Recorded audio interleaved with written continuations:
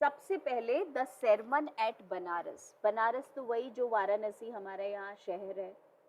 sermon का मतलब होता है रिलीजियस टॉक, जिसे हम हिंदी में बोलते हैं प्रवचन। तो बेटा ये जो उन्होंने रिलीजियस स्पीच दी थी, जो रिलीजियस टॉक दी थी गौतम बुद्धा ने, सबसे पहली वाली, ये उसका जिस्ट है, समरी है हमारे सिलेबस में। पर जब हम पेज 133 और 134 पढ़ेंगे तो उसमें थोड़ा सा गौतम बुद्धा के बारे में दिया हुआ है। यूजुअली क्वेश्चंस उसमें से नहीं आते हैं, पर वी नेवर नो कि कुछ पूछ लें तो, इसलिए हम इसे पढ़ रहे हैं। जो सेकेंड पार्ट है इस चैप्टर का, उस पूरे में से क्वेश्चंस आते हैं और भर भर के आते हैं। और मैं वो सेकेंड पार्ट के क्वेश्चंस के आंसर्स तुम्हें लिखवा दूंगी, और कोई भी आंसर अगर क्वेश्चन आएगा वही लिखना होगा उसमें, उसके अलावा कुछ और लिखना ही नहीं है। तो आप अपना पेन पेपर लेकर के बैठोगे आज भी, और आप उस पर लिख लोगे sermon एट बनारस। जो मेन उसका समरी है, जो मेन बेटा एसेंस है, वो हम आपको लिखवा देंगे। बाकी ये तो हम क्विक एक रीडिंग जैसे करते हैं वो कर लेते हैं गौतम बुद्धा की लाइफ के बारे में। तो हमने पढ़ना शुरू किया। Gautam Buddha began life as a prince named Siddhartha Gautam in northern India at 12। थोड़ा सा इसको अंडरलाइन कर लो। 12 साल के थे। He was sent away for schooling in the Hindu sacred scriptures. बेटा सेक्रेट का मतलब प्योर, स्क्रिप्चर्स का मतलब बुक्स ऑन रिलीजन। तो धार्मिक ग्रंथों की पढ़ाई के लिए उनको भेजा। And 4 years later he returned home to marry a princess। 12 years की एज में गए, 16 years की एज में पढ़ के आ गए।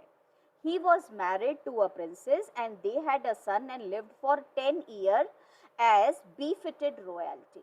बेटा befitted का मतलब suitable, royalty का मतलब कि Prince like life, royal life. और जो एक राजा महाराजाओं की जिंदगी थी वो 10 साल तक जी। तो he was around 26 years old। At about the age of 25, लगभग 25 साल के होंगे, the prince heretofore. बेटा हियर टू फोर का मतलब बिफोर नाउ, अब से पहले, before now, shielded from the sufferings of the world. बेटा शील्डेड का मतलब प्रोटेक्टेड, वो हमेशा प्रोटेक्टेड रहे थे from the sufferings of the world. बेटा सफरिंग्स मतलब पेन ऑफ द वर्ल्ड।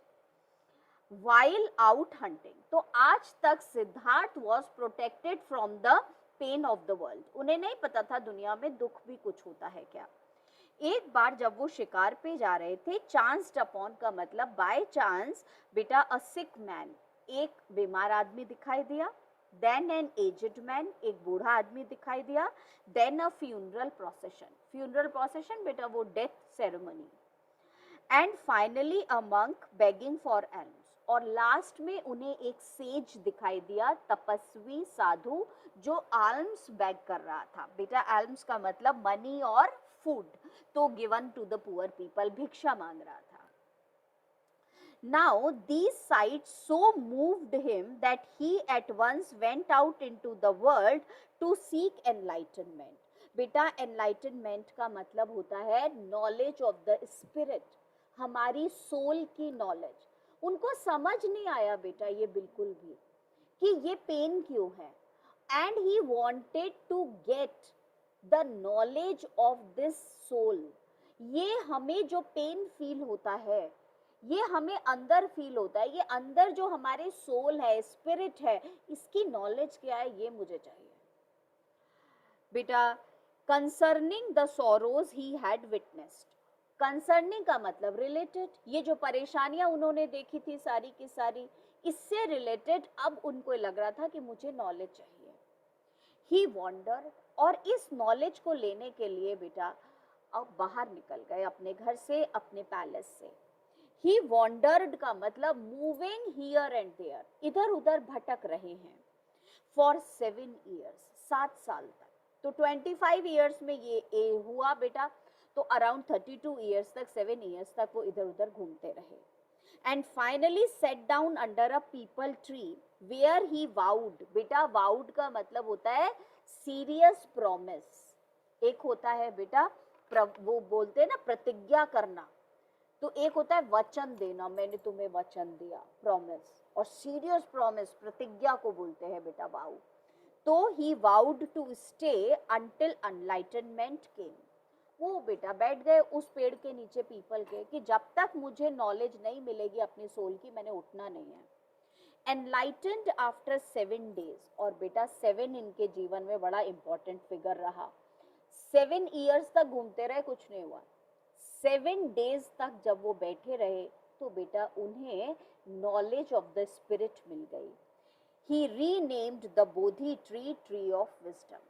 और बेटा इसीलिए वो पेड़ जिसके नीचे बैठ के उनको मिली थी सेल्फ नॉलेज, तो उसमें बेटा उन्होंने उस पेड़ का नाम चेंज कर दिया और उन्होंने उस पेड़ का नाम रखा बोधि ट्री. बोधि का मतलब विजडम, विजडम का मतलब practical knowledge. And began to teach and to share his new understanding. बेटा अंडरस्टैंडिंग का मतलब लर्निंग, और जो बातें उन्हें समझ आई थी वो दूसरों को समझाने लगे. At that point he became known as the Buddha. और तब उनको नाम मिला बुद्धा. बुद्धा का मतलब द अवेकन्ड. बेटा अवेकन्ड का मतलब होता है एक्सपीरियंसिंग नॉलेज, एक्सपीरियंसिंग नॉलेज और द एनलाइटेंड. यहाँ मैं तुम्हें एक बात समझाऊंगी और वो फिर तुम्हें बेटा समझ में आएगा कि एक्चुअली अवेकन्ड का मतलब क्या होता है. एक होता है बेटा जब तुम क्लास 10th में आए तो तुमने क्लास 9th से सुनना शुरू कर दिया था 10th में ऐसे पढ़ाई होती है, 10th में ऐसे एग्जाम्स होते हैं, 10th में ऐसा प्रैक्टिकल्स होता है, 10th में ऐसी टॉक्स होती हैं, सारी बातें तुम सुन रहे थे. You were getting the knowledge. अब जब तुम 10th में हो तो you are experiencing the knowledge of 10th. तो बेटा जो चीज हम एक्सपीरियंस कर लेते हैं, जो हम जहां पे रहने लग जाते हैं, उसको बोलते हैं एक्सपीरियंस करना. तो अभी तक सुन रहे थे, अब हम उसको लिव कर रहे हैं, इसको बोलते हैं अवेकन्ड, एनलाइटेंड. तो बेटा इसी तरीके से बुद्धा नॉलेज सीख नहीं रहे थे, वो उनको actually he was living his knowledge, और इसलिए उनका नाम पड़ गया अवेकन्ड, एनलाइटेंड बुद्धा. मतलब अब नॉलेज उनके अंदर है, he lives his life with knowledge. Automatically system हो गया. ठीक है, जैसे कार में बैठो ऐसा होगा ऐसा होगा ऐसा होगा, and then you sit in the car and then you experience the ride of the car. In the same way he also experienced knowledge. इसलिए उनका नाम पड़ा awakened enlightened Buddha. The Buddha preached his first sermon. बेटा preached का मतलब होता है speak to a group, एक ग्रुप को बताना. sermon का मतलब देखो बुक में भी साइड में दिए ना, religious talk. At the city of Banaras. Most holy, बेटा holy का मतलब connected to God, connected to religion. और बनारस एक ऐसा शहर है जो कि बहुत ही ज़्यादा कनेक्टेड है रिलीजन से. Of the dipping places. बेटा यहाँ पे स्नान करने की, नहाने की, बेदिंग की बहुत बहुत बहुत ज़्यादा इम्पोर्टेंस है. On the river Ganges. That sermon has been preserved and is given here. जो सेरेमन उन्होंने दिया वो सेरेमन संभाल के रखा गया और यहाँ सिखाया जा रहा है. It reflects. ये जो बेटा उनका रिलीजियस टॉक था, रिफ्लेक्ट करता है मतलब शो करता है the Buddha's wisdom about one inscrutable kind of suffering. बेटा इनसेक्रेटेबल तुम्हारी बुक में भी दिया हुआ है, which can not be understood. हम ह्यूमन लाइफ में जो सफ़र करते रहते हैं, पेन में रहते हैं, and we can not understand. ये बेटा जो उनका सेरेमन है, रिलीजियस टॉक है, ये उसको एक्सप्लेन करेगी. जो लिखने वाला काम होगा वो फिर बेटा मैं नेक्स्ट क्लास में तुमको लिखवाऊंगी, पर अभी पहले शुरू का हम थोड़ा सा पढ़ लें, जिसमें तुम्हें पता है किस्सा गौतमी का इंट्रोडक्शन है.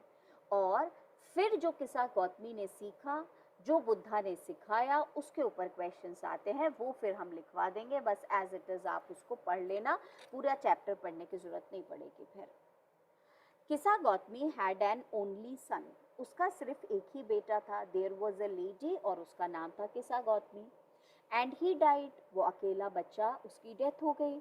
इन हर ग्रीफ, बेटा ग्रीफ का मतलब great sorrow, she carried the dead child to all her neighbours asking them for medicine, and the people said she has lost her senses, the boy is dead. हर किसी से बोल रही है मेरा बेटा सो रहा है, इसको उठा दो। सब लोग कहते हैं पागल हो गई है, और इसको समझ नहीं आ रहा कि इसके बेटे की डेथ हो गई है।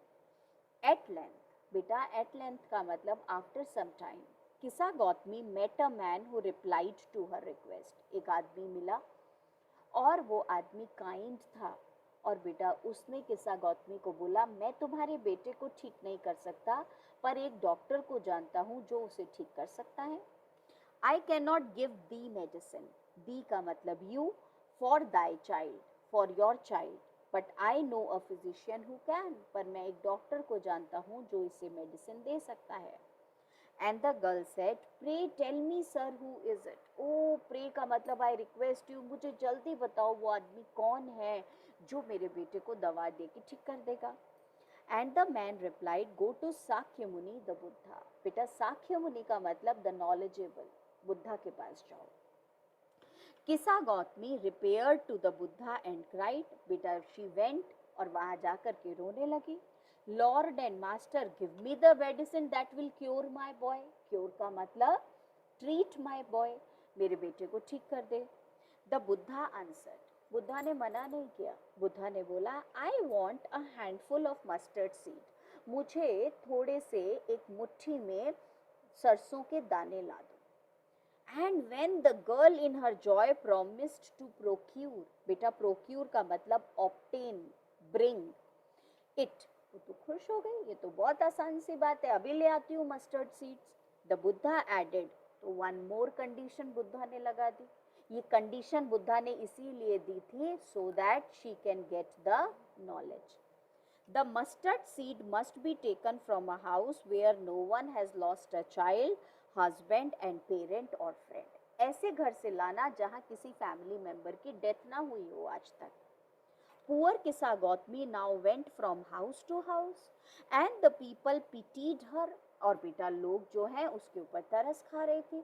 ओहो, मस्टर्ड सीड लो लो ले जाओ। अब वो जैसे ही बोलते थे तुम्हारे घर में किसी की डेथ तो नहीं हुई, तो लोग बहुत उदास हो जाते थे। And said, here is mustard seed, take it. But when she asked, did a son or daughter, a father or mother die in your family? They answered her, alas, the living are few but the dead are many. बहुत सारे लोगों की death हुई है हमारी family में। तो बेटा do not remind us of our deepest grief, उनकी बात करके हमको अपना दुख याद मत दिलाओ। And there was no house, बेटा पूरे विलेज में कोई ऐसा घर नहीं था जहाँ किसी की डेथ ना हुई हो, but some beloved one had died in it. बेटा बिलव्ड का मतलब ग्रेटली लव्ड, उसकी डेथ ना हुई हो। किसा गौतमी became weary, weary का मतलब tired and hopeless and sat down at the wayside, थक करके सड़क किनारे बैठ गई। और उसके बाद उसको अपने आप बहुत कुछ नॉलेज मिल गई। अब हम जब क्लास में लिखेंगे और अब हम जो पढ़ेंगे उसमें से क्वेश्चंस आते हैं। किसा गौतमी ने लर्न क्या किया और बेटा दूसरी तरफ बुद्धा ने क्या सिखाया, तो वो हम दो पार्ट्स में डिवाइड करके we will write it down and then we will complete this chapter. और बेटा आसान है क्योंकि यही दो क्वेश्चंस आते हैं, इसके अलावा कुछ और आता नहीं।